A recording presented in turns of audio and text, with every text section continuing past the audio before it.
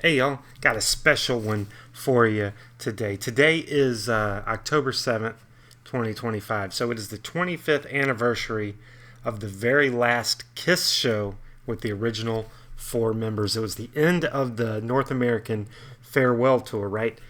North Charleston, South Carolina. And I was there in the third row. So I just want to remember this show because it was like such an important part of history and just a very important part of my concert going life. And this video is going to be completely unscripted. I'm just going off memories here. So if I get some facts or anything wrong, take it for love, y'all. But this was the fifth show that I saw on Kiss's farewell tour. I saw them in April of 2000 in Columbia, South Carolina, Charlotte, North Carolina, and Greenville, South Carolina. In fact, the Greenville, South Carolina show was April 21st, 2000.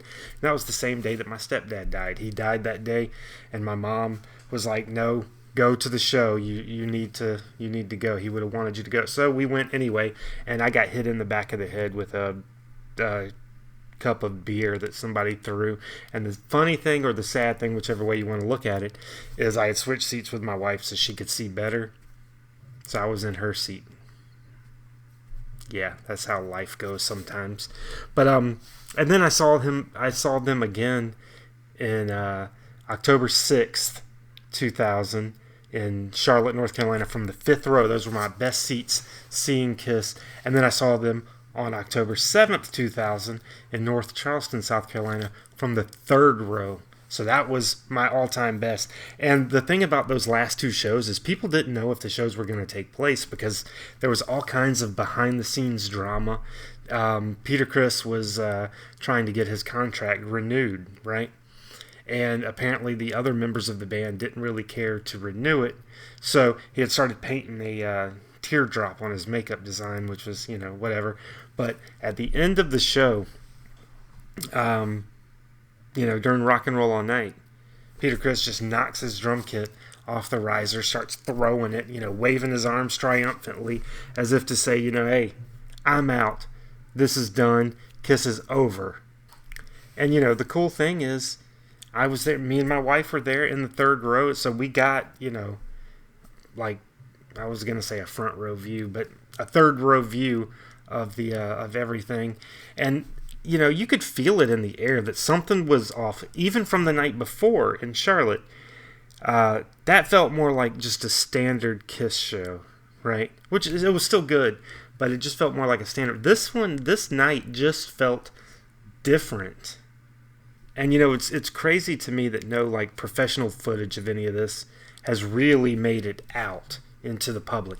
I know some dude was there shooting a bunch of footage of that show and of like the lead up to it, but it was never released. I saw an interview with him. Don't remember his name, who it was, but I think it was on the Three Sides of the Coin podcast. I think that's where it was.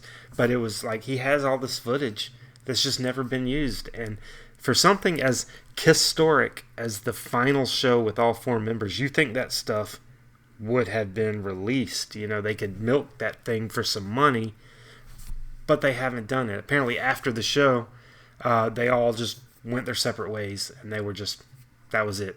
It was just done. They didn't even talk to each other. They just peaced out, which is just nuts to me. And during the encore, the other thing that made the show special is they did a little medley of just like little crumbs of songs. It seemed like they were just having fun, which if you know Kiss shows, you know how like highly choreographed they are. They don't really work in things. So to hear them just goofing around on like Secret Agent Man and Wild Thing, and then doing riffs of like Parasite and She and just crazy stuff like that, it was cool to see, right? And yeah, to me, to this day, that's still the show. Out of all the shows I've seen, that is still the one that I am most happy to have been at. It wasn't the best show I ever saw, not by a long shot, but it was the most historic show I think I've ever been to. So, and of course, the fact that it was a band I grew up loving, right?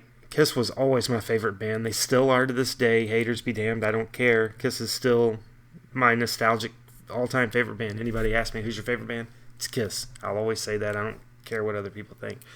But, growing up in the 80s and early 90s, it was always Kiss. Kiss would always say, we are not getting back together. The makeup is a thing of the past. This is where we're at now with this lineup. And so in 96, when they put that makeup back on and got back with Ace and Peter, it was literally like a dream come true. It was something that, as a kid and an early teenager, I never thought I would have the chance to see. And here it was. I saw them in 96 on the Alive Worldwide reunion tour. I saw them January 1999 on the Psycho Circus tour. And then I saw them 5 times on the Farewell tour. And let's go ahead. Yes, the Farewell tour. They toured for another 23 years after that. But this was a farewell to the original lineup. The original lineup never played together again. This was it. This was the end. So it was a farewell. And they only did 2 farewell tours. That one and the End of the Road tour. So stop with the whole they do another farewell tour every year. No, the fuck they don't, okay? 2 farewell tours, and each time it was a farewell. All that aside, great show. I have so many great memories of that show, and just, the excitement in the room, knowing we were seeing the last American farewell show. So, as far as we all knew, this was it anyway, right? This was the end of the line in America. They still had some dates in Australia and Japan or whatever, but this was it for America. We were done, and we were in the presence, and everybody felt that. What we didn't know is that, of course, the band would continue, but those 4 guys would never play together again.